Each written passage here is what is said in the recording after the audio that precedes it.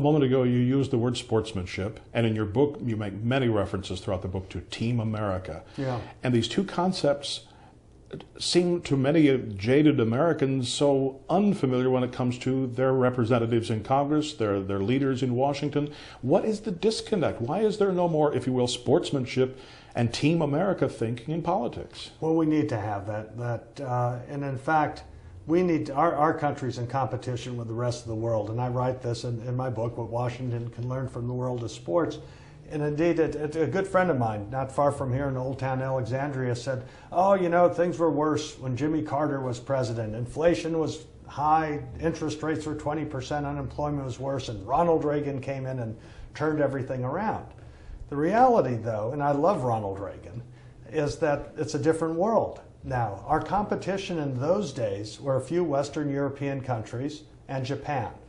Our economic competition now is all of Europe, including Central Europe, Russia, Japan, South Korea, Indonesia, India, China, Malaysia, a lot of Brazil.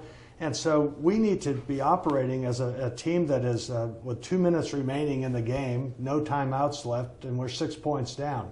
There needs to be an urgency to it. One of the things I wrote in my book is a good example, I think, for all Americans, is the Army-Navy rivalry. And that rivalry has been going on for over 100 years. President McKinley had to stop the game because there was a duel, near duel, between an admiral and a general. And there are all the fights, and there's all the pranks and the insults and so forth that goes on prior to the game. And each team fights really hard to win. But after the game is over, each side in respect will listen to the other's fight songs, recognizing they're all part of the same team. And in our country, we need to realize our opponents are not fellow Americans. Our competition are other countries.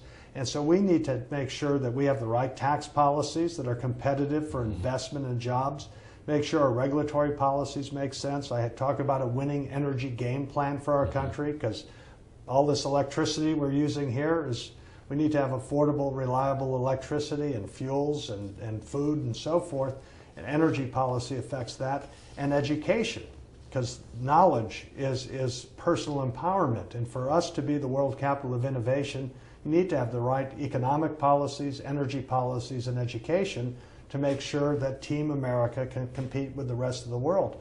Now, there'll be times, and I pointed out in my book, where you can, if you listen to the other side, most of the time you're going to have philosophical differences, and that's fine. That's part of representative democracy.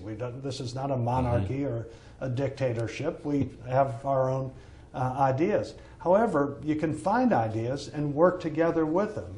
One I bring up is the smart credit, school modernization and revitalization tax credit to renovate historic old schools, most of which are in rural areas or in inner cities.